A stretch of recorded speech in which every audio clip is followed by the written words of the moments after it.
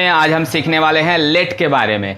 LET late, इसका मतलब क्या होता है, इंग्लिश में किस तरह से इसका इस्तेमाल करेंगे और हिंदी में क्या मतलब होता है इसका, इसी को आज समझेंगे इस वीडियो में।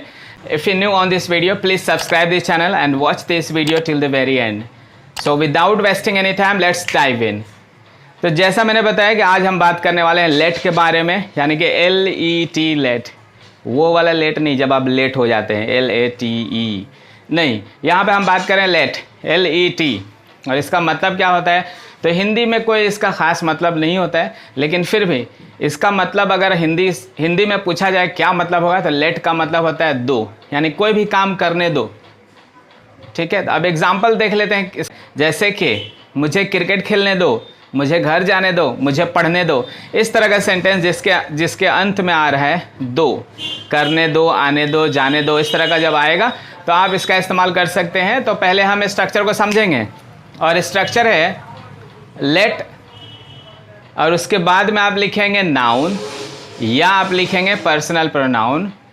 पर्सनल प्रोनाउन का ऑब्जेक्टिव केस लिखना है, और उसके बाद में आप लिखेंगे वर्ब का फर्स्ट फॉर्म और फिर लिख देंगे ऑब्जेक्ट। अब यहाँ पे समझ लेंगे पर्सनल प्रोनाउन कितने होते हैं। तो there are 7 personal pronouns. First one is I, then we, then you, then he, she, it and they। और इनका ऑब्जेक्टिव केस क्या होता है, तो आई का ऑब्जेक्टिव केस होता है मी, we का होता है अस, you का होता है you, he का होता है him, she का होता है her, it का होता है it और they का होता है them। तो इस तरह से आप इस्तेमाल करेंगे। तो आप फिर से आप देख लीजिए, पहले लिखेंगे लेट, उसके बाद आप लिखेंगे नाउन या पर्सनल प्रोनाउन का ऑब्जेक्टिव केस, और उसके बाद में वर्ब का फर्स्ट फॉर्म और फिर ऑब्जेक्ट या कॉम्प्लीमेंट लिख देंगे। तो हम समझेंगे, डायरेक्ट एग्जाम्पल पे चलते हैं। और पहला एग्जाम्पल है मुझे सोने दो।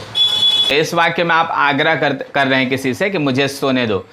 ठीक है, तो इसमें आप किस तरह से इस्तेमाल करेंगे, इंग्लिश इसका कैसे बनाएंगे। तो पहले आप लिखेंगे लेट, और मुझे का इंग्लिश होता है मी, तो आइए ऑब्जेक्टिव केस हो गया पर्सनल प्रोनाउन का। तो आप लिखेंगे let me sleep, let me sleep.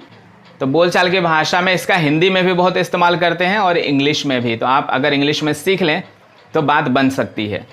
अगला वाला देखते हैं, मुझे क्रिकेट खेलने दो, मुझे क्रिकेट खेलने दो। तो यहाँ पे भी जैसा मैंने बताया, हिंदी वाक्य के क्रिया के अंत में अगर आता है ने दो, यानी कि कोई भी काम करने दो, तो यहाँ पे आप लगाएंगे मुझे क्रिकेट खेलने दो के लिए पहले आप लिखेंगे लेट। तो इसमें बनेगा let me play cricket, let me play cricket. तो आप देख सकते हैं पहले है लेट, उसके बाद में ऑब्जेक्टिव केस है प्रोनाउन का, यानी कि आई का, यहाँ पे मी आपने लगाया है। ठीक है, लेट मी, और उसके बाद में आपने लिखा वर्ब का फर्स्ट फॉर्म जो कि है प्ले, और उसके बाद में ऑब्जेक्ट लिख दिया जाएगा जो कि है क्रिकेट। तो लेट मी प्ले क्रिकेट। उसी तरह से चलते हैं अगले एग्जाम्पल पर, और अगला एग्जाम्पल है मुझे फिल्म देखने दो, मुझे फिल्म देखने दो। अब इसका इंग्लिश बनाएंगे let me watch a movie, let me watch a movie, या फिर let me see a movie.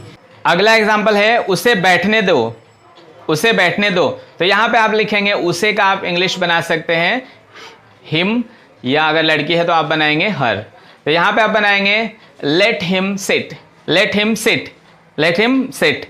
और अगर कोई फीमेल है तो आप बोलेंगे let her sit, let her sit. अगला एग्जाम्पल पे चलते हैं जो कि है मुझे बाइक चलाने दो। तो इसका आप इंग्लिश बनाएंगे let me ride a bike, let me ride a bike.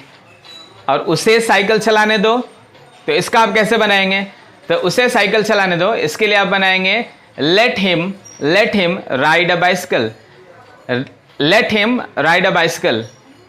अगला एग्जाम्पल है बहुत ही तड़कता फड़कता एकदम, देख लीजिए आप यहाँ पे क्या है, मुझे पीने दो, मुझे पीने दो। वो वाला पीना नहीं जो आप समझ रहे हैं।